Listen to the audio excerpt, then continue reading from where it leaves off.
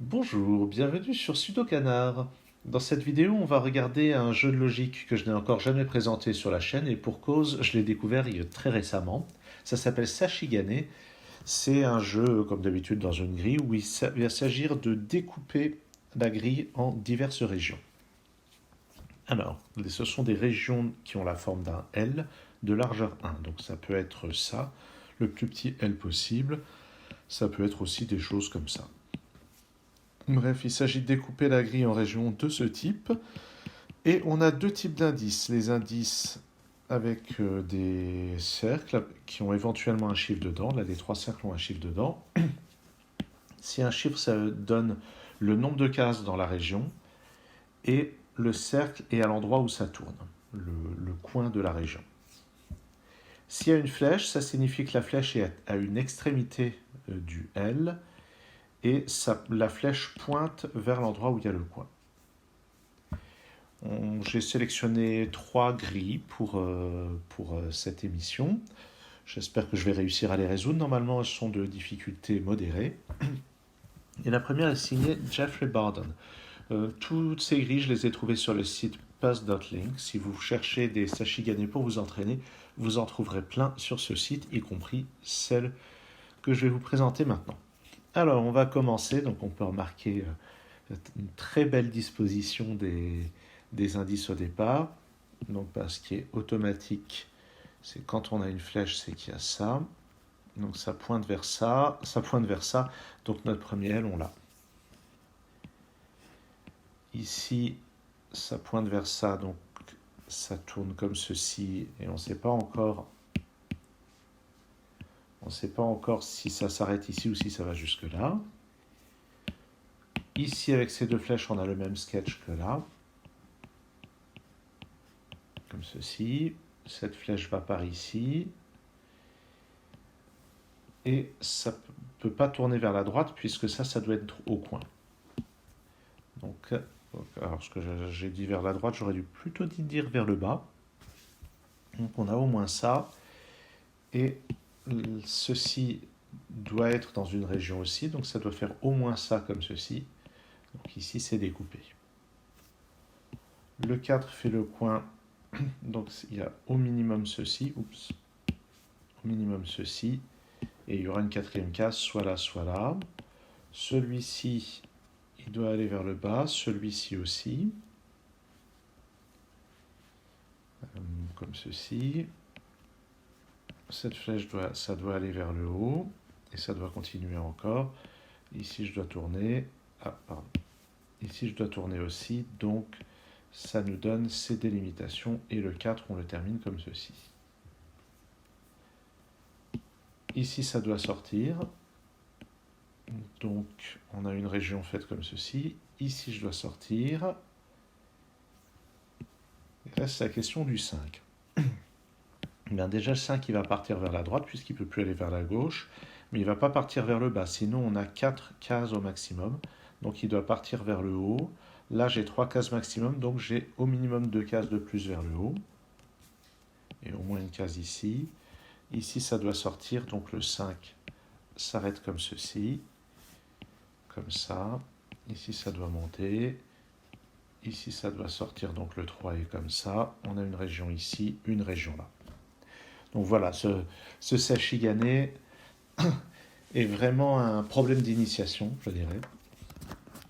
Ce premier problème que j'ai choisi de Jeffrey Barden. Bon, on peut voir que j'ai déjà un petit peu d'expérience puisque j'en ai résolu un certain nombre dernièrement. On va continuer avec un Sashigane composé par Eric Fox, un auteur qui a débuté dans le Sudoku et qui depuis pratique les jeux de logique tous azimuts. Et il en a même déjà inventé plusieurs, il a 17 ans. C'est le créateur aussi de la web app F-Puzzles que j'utilise en général pour créer mes sudoku. Voilà. Bref, là on a encore une disposition des indices qui est vraiment remarquable. Et a priori ça va être plus difficile. Eric Fox il donne pas trop dans le débutant. Donc, je vais démarrer avec ce 7, puisque je vois que ça va forcément s'arrêter avant ce coin-là, qui n'est forcément pas le même coin que dans cette région-là. Donc j'ai maximum 3 cases ici, il m'en faut au moins 4 là. Comme ceci. Et au moins celle-ci. La 7e case sera soit ici, soit là. Ici, ça doit partir vers la gauche, forcément.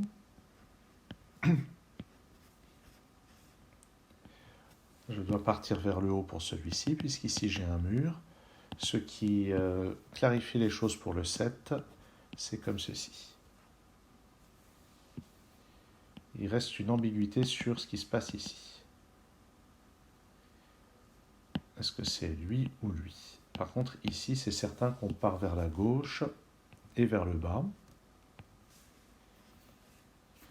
Donc, on part ici à droite et ici en bas. Je vais m'occuper des flèches qui vont forcément toutes au moins un cran dans la direction où elles pointent. Et quand il y a un indice chiffré, forcément, si l'indice chiffré n'est pas pointé vers la flèche, ben c'est qu'on va plus loin. Cet indice 4, cet indice 5 et cet indice 6 pointent tous vers le bas. Voilà encore une flèche. Occupons-nous de ce 7. Il y a maximum 3 cases par ici, donc il y en a au moins 4 de plus par là.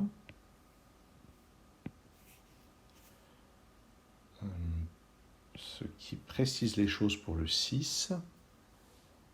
Il nous faut 4 cases de plus. Ici, ça n'irait pas, puisqu'on aurait seulement 4 cases. Donc c'est de l'autre côté que ça se prolonge. 4 cases de plus vers la gauche.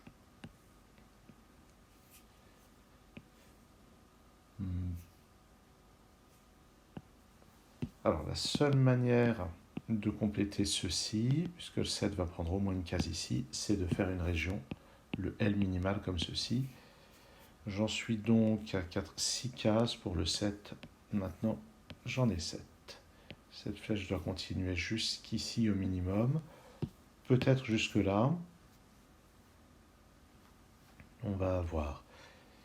Regardons un peu ce qui se passe par ici. Ce 5, là on a 2 cases, il en faut soit 3 par ici, soit 3 par là. Mais si j'en mets 3 par là, cette case va être isolée, donc ça n'ira pas. Les 3, je vais les mettre vers la gauche. Ce 5 est terminé. Pour ce 4, on a déjà 2 cases ici, il en faut soit 2 par ici, soit 2 par là. Mais si j'en mets 2 par là, ça ne pourra plus tourner. Donc le 4 se prolonge forcément vers la gauche. J'ai ça.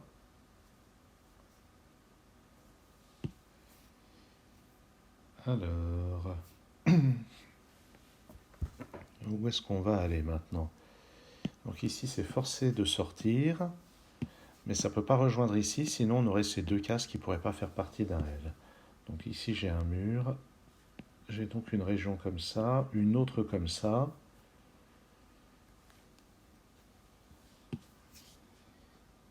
Et il reste à finir. Tiens, je vais quand même tracer ça. Alors ici, est-ce que ça va jusqu'au coin? Auquel cas ça fait ça. Ben, ça peut marcher. Si je vais jusqu'au coin pour faire ça, lui il peut faire ça et lui ça. Bon, ben, c'est une solution qui marche, donc ça doit être ça. Alors de toute façon, lui il ne peut pas faire ça, c'est certain. Et il ne peut pas faire ça non plus. Donc il ne peut pas faire ça parce que cette case serait isolée. Il ne peut pas faire ça parce qu'il y a quelque chose qui serait isolé ici. Donc il ne va pas vers la gauche, donc il va vers la droite. Ok, c'est donc bien comme ça. Le coin ne peut pas aller vers le bas, sinon cette case serait isolée. Donc ça va vers le haut. Donc ce L est comme ceci. Je dois donc prolonger cette flèche. Aller au moins un cran vers le bas. Ça doit se prolonger comme ceci. Donc c'était... Bon, ça fait une démonstration de ce que j'avais trouvé comme possibilité. Ça montre que c'est la seule possibilité. Il nous reste à finir ça. Alors ici, ça ne va pas avec ça, puisque en fait là, il y a un mur. Donc je dois descendre là. Donc ici, ça ne peut pas tourner. Je suis donc obligé de faire ça, puis ça. Et maintenant, alors j'ai ça et ça qui marchent. Ben, de toute façon, si je tourne ici, il reste un carré qui n'est pas remplissable. Si je tourne ici, j'ai ça qui n'est pas remplissable. Donc je suis obligé d'aller jusqu'au bout. Et ça conclut ce deuxième Sashigane signé Eric Fox. Très belle mise en place. Je ne me rends pas compte de... Ça a l'air de ne pas être trop difficile à créer en fait. Faudra que j'essaye.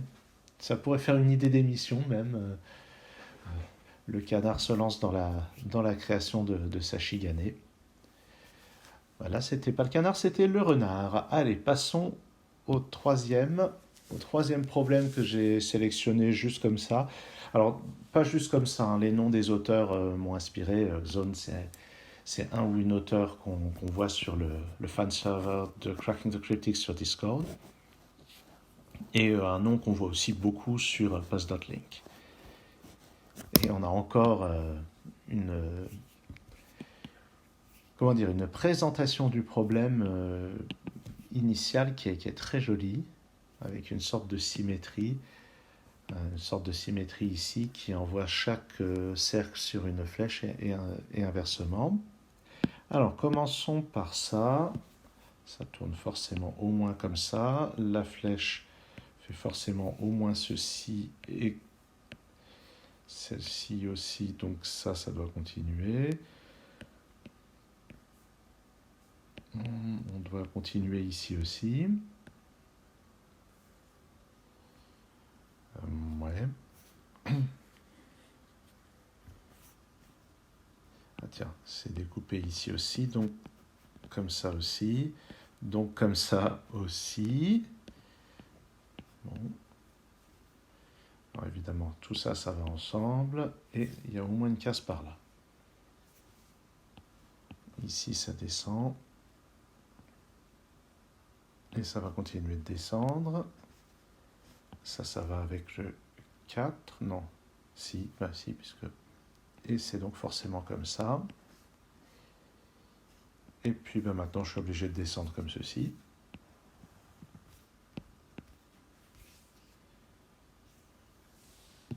Ce 4, il va avoir un cran vers le bas ou vers le haut, donc il faut ajouter 2 cases vers la gauche.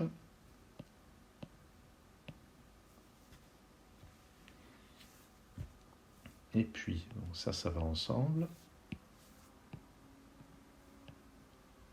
Il faudra tourner d'un côté ou de l'autre, on verra lequel. Bon, ben ici, je ne peux pas tourner avant d'avoir atteint le coin. Ici, je tourne forcément comme ça. Ici, comme ça. Donc, je dois tourner ici. Je m'arrête avant le 4. Ça, c'est pas possible. Non, ça, c'est pas possible. Ah, qu'est-ce que j'ai fait ici? Quand ça remonte, ça?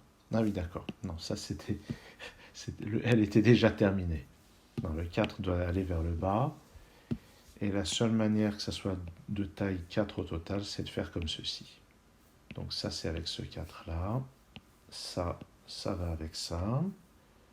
Je vais donc faire comme ceci et comme ça, avec cette énorme région.